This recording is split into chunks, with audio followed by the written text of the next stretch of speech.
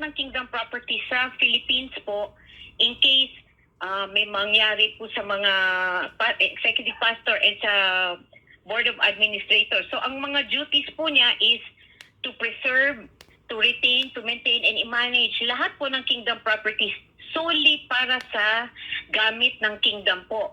Kasi baka may mag-try po niyan, mag-take over sa mga properties, and kung magta-try sila mag-hostile takeover sa properties, hindi ho yan papayagan ng kingdom. And because of that, they asked the help of former President of the Philippines, Duterte. Hinggil nga po dito sa pagkakatalaga ang administrator ng Kingdom of Jesus Christ ni dating Pangulong Rodrigo Duterte. Yes. What do you want to know about it? Because the reason why they made this is because it appears that the Kingdom of Jesus Christ is beset on all sides, no, by challenges from Congress. Yung founder po nila, si Pastor Apollo Kibuloy, is also being questioned both in the Senate and in the Congress, as well as other agencies of the executive department like the NTC, the MTRCB, and now we hear that there are cases going to be filed against Pastor Kibuloy and perhaps some other people from the kingdom, mga full-time miracle workers or administrators.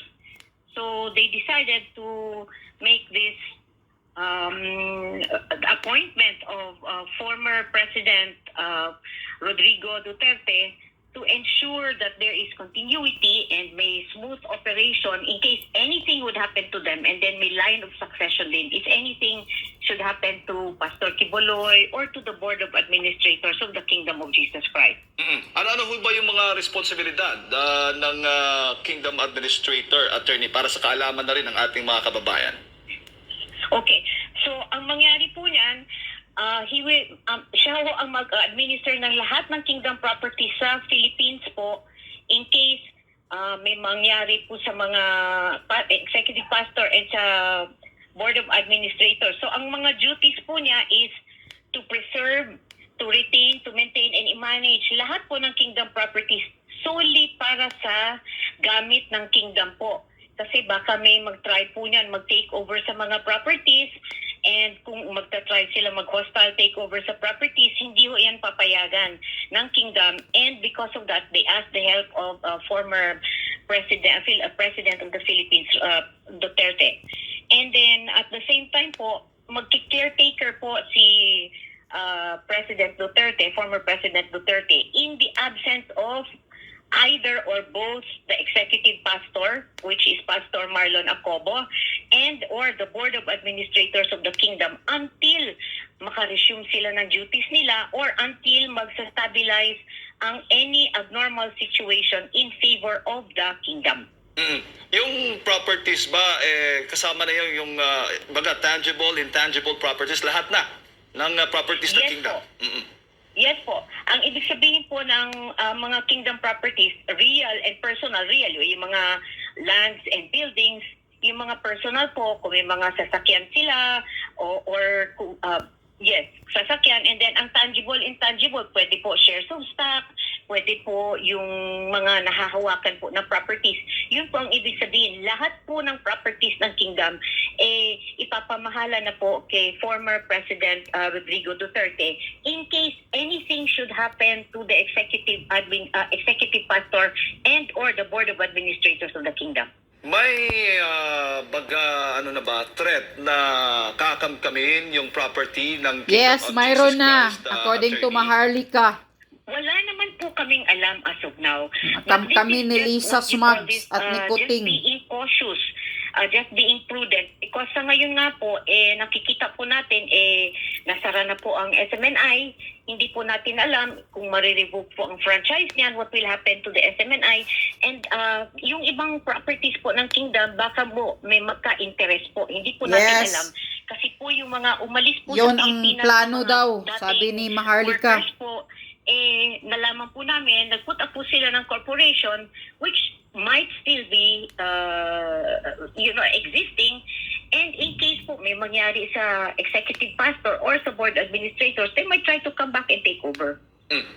Linawin ko lang po, Attorney, kailan po yung opisyal na magsisimula yung mandato ni dating Pangulong Rodrigo Duterte bilang administrator ng Kingdom of Jesus Christ? Agad-agad na. Actually po, bago ko lang po napirmahan yung secretary certificate kahapon lang po. Pero as of now po, if anything should happen na po to the executive pastor and or the board of administrators of the kingdom, pwede na po mag-take over si President Duterte po. Attorney, si Admar may mga karagdagang katanungan po sa inyo. Salamat, Jade. Yes, Mar. Maayong buntag, attorney. Meron ding na idagdag dito sa sa ibabang bahagi yung mga dagdag pa na mga kapangyarihan. Kailan din po niya ito ma-exercise po, ma'am? Pag hindi na po capable yung executive pastor and the board of administrators, like kagaya dito sa pwede siyang magpirma ng mga pleadings, documents, agreements. Yes.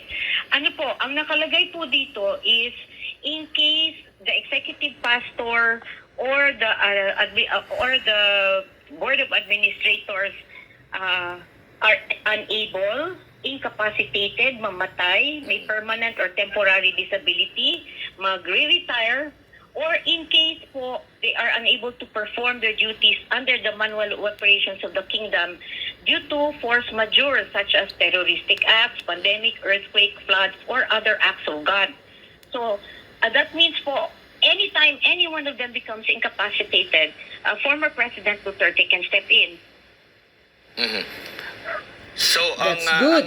That's good plan. kasalukuyan po naman na sitwasyon na intact pa naman po, no? Ang executive pastor, maging ang board of administrators po, Attorney Dinah.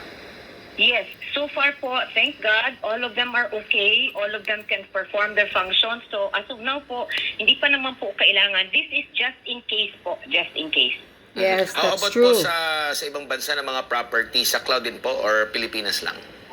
Sa Pilipinas lang po ito, sir.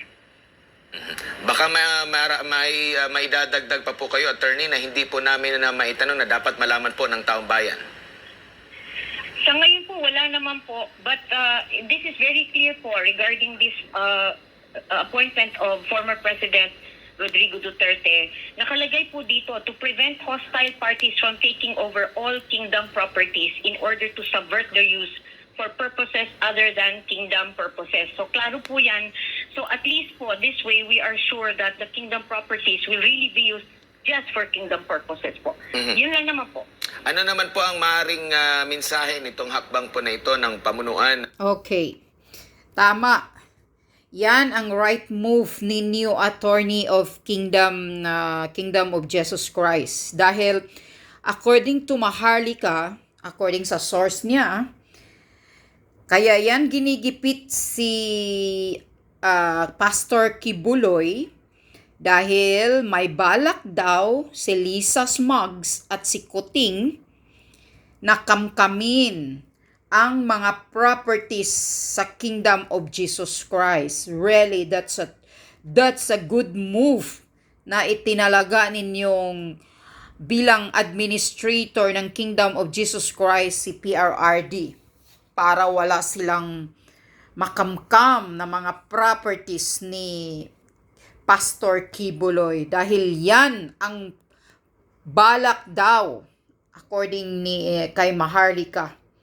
Binabalita na yan ni Maharlika na yan ang plano ng gobyerno na kamkamin, kukunin ang mga properties ni Pastor Kibuloy dahil sobrang laki talaga yan. Yung mga properties niya na pinaghihirapan ng mga tao, ng mga members, tapos ganyan-ganyanin lang ng gobyernong walang hiya, gobyernong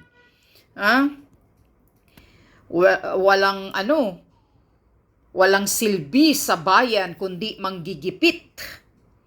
Kaya pilit talaga nilang gipitin si Pastor Kibuloy kahit itong kaso ni Pastor Kibuloy na inimbestigahan ni Hontivirus ay matagal na yang na-dismiss sa Amerika pa. Wala na yan. 2018, wala na yan. Dismiss na yan. Dahil nga, walang probable cause. Na nakikita ang korte. Tapos ngayon, gusto nilang bulaklakin, bukakain, dahil daw, Sabi pa ni Maharlika, yan ang utos ni Lisa Marcos Aranita Butod Budlat. Na anuhin talaga, busisayin ng maayos at ibalik ang kaso ni pastor. Dahil ang motibo, gusto daw kamkamin ang mga properties ni pastor. Now that I heard this, I'm so happy na at least si PRRD ang administrator sa Kingdom of Jesus Christ. Anything will happen kay Pastor Kibuloy. Yes, that's a good move. Talo pa rin ang animal na Lisa Smugs at Kuting, mga demonyong balak nila. Sabi pa ni Maharlika, pinaka-demonyo sa lahat ng demonyong administrasyon, gobyerno na nangyayari sa lahat ng mga nakaraang gobyerno ay itong gobyerno ni Kuting at Lisa Smugs ngayon. Ito ang pinakamalala daw na gobyerno sa lahat ng nakaraan, according kay Maharlika. Okay, that's all. Good luck, Kingdom of Jesus Christ. Ipagpatuloy nyo ang laban nyo. Sisigaw kayo na resign, BBM. Talagang wala ng silbi, wala ng tiwala ang taong bayan. Dapat lang, kung hindi talaga makapal ang mukha ni BBM, dapat mag-resign talaga siya. Dahil kitang-kita na galit na ang mga taong bayan sa ginagawa niyang walang malasakit, walang pakialam, ni walang kumpasyon sa mga taong na naghihirap, mga taong namatay sa bagyo, sa baha, yung mga sundalo natin na namatay sa pakipaglaban, pagdipinsa sa bayan, ni wala siyang salita, ni wala siyang pakialam. Kaya, resign, BBM. Inutil ka talaga sa lahat ng inutil na presidente. Anyway, according to Maharlika, hindi naman talaga ikaw ang nagpapatakbo sa Pilipinas. Kahit si Harry Roque nagtatanong, sino ba talagang nagpapatakbo ng Pilipinas? Si Lisa ba? Magkasabwat ni Romualdez Tambaluslos. Silang dalawa daw. Si Kuting, according to Glenn Chong, ay isang papit lang. Yan talaga ang totoo. Sinasabi ni Atty. Glenn Chong ay isang papit lang si BBM sa Malacanang. Ang nagpapatakbo daw ay si Lisa Marcos. Ganyan kawalang hiya itong butod na to. Hindi ikaw ang binuto ng taong bayan, Lisa Smugs.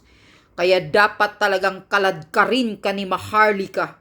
Walang hiyaan mo. Dugyot ka sa mga Aranita. Sabi pa ni Maharlika, kaya ngayon gusto mong mag-revenge.